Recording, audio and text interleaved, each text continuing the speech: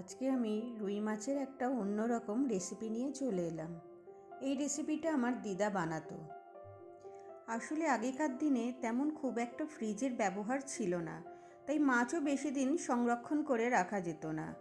তখন বাসি মাছ দিয়েই মানুষেরা এইভাবেই এক একটা রেসিপি তৈরি করতেন। সেরকমই একটি রেসিপি আমি আজকে আপনাদের সাথে শেয়ার করছি। আমার ওই রুই মাছগুলো বেশ কিছুদিন ধরেই ফ্রিজে ছিল, তাই আমার এটা আর ঝোল বা অন্য কোনো তরকারি করে খাওয়ার ইচ্ছা ছিল না। তখন আমি এই ধরনেরই রেসিপিটা করব বলে ঠিক করলাম।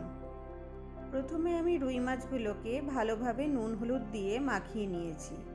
এরপর কড়াতে সর্ষের তেল দিয়ে মাছগুলোকে একটু কড়া করে ভেজে নেব।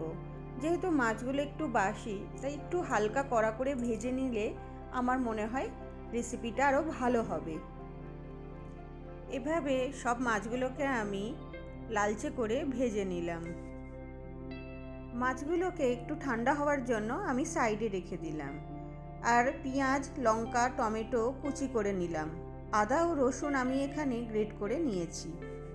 মাছগুলো ঠান্ডা হয়ে এলে এভাবে হাত দিয়ে মাছের কাঁটাগুলোকে খুব ভালোভাবে সাবধানে বেছে নিতে হবে।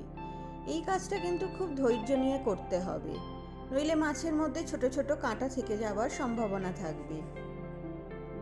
মাছ ভাজার পর যে তেল ছিল তার সাথে আরও কিছুটা সর্ষের তেল দিয়ে প্রথমে গ্রেট করা রসুন ও পেঁয়াজ কুচি দিয়ে আমি ভালোভাবে নেড়ে চেড়ে নিলাম। পেঁয়াজ ও রসুন একটু ভাজা ভাজা হয়ে এলে টমেটো কুচি, লঙ্কা কুচি ও গ্রেট করে রাখা আদা দিয়ে আরেকটু ভালোভাবে মশলাটাকে কষিয়ে নিতে হবে। এবার একে একে স্বাদমতো লবণ, হলুদ গুঁড়ো, লঙ্কা গুঁড়ো ও জিরে গুঁড়ো দিয়ে মশলাগুলোকে আরেকটু ভালোভাবে মিশিয়ে নিতে হবে। গুঁড়ো মশলাগুলো যাতে পুড়ে না যায় তার জন্য সামান্য একটু জল দিয়ে আবারও ভালোভাবে মশলাগুলোকে কষিয়ে নেব। এবার মশলা থেকে যখন তেল ছেড়ে আসবে তখন ছাড়ানো মাছগুলোকে দিয়ে দিতে হবে ও আবারও ভালোভাবে মশলার সাথে মাছগুলোকে নেড়ে চেড়ে নিতে হবে। এখানে আমি একটা নতুন জিনিস অ্যাড করব, সেটা হলো লঙ্কা পাতা। এখানে আপনারা ধনে পাতাও দিতে পারেন, কিন্তু আমি দেখেছি আমার দিদাকে লঙ্কা পাতা দিয়েই এই রেসিপিটি করতে, কারণ ধনে পাতা একটা নির্দিষ্ট সিজন ছাড়া পাওয়া যায় না, আর লঙ্কা পাতা দিয়ে এই রেসিপিটি করলে সত্যি এটার স্বাদ একটা অপূর্ব হয়। সব শেষে গরম মশলা ছড়িয়ে নিলেই আমাদের এই রেসিপিটি একেবারে তৈরি হয়ে যাবে।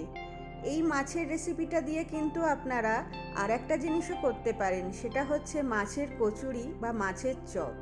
তাহলে আমাকে জানাবেন যে আমার এই রেসিপিটা আপনাদের কেমন লাগলো।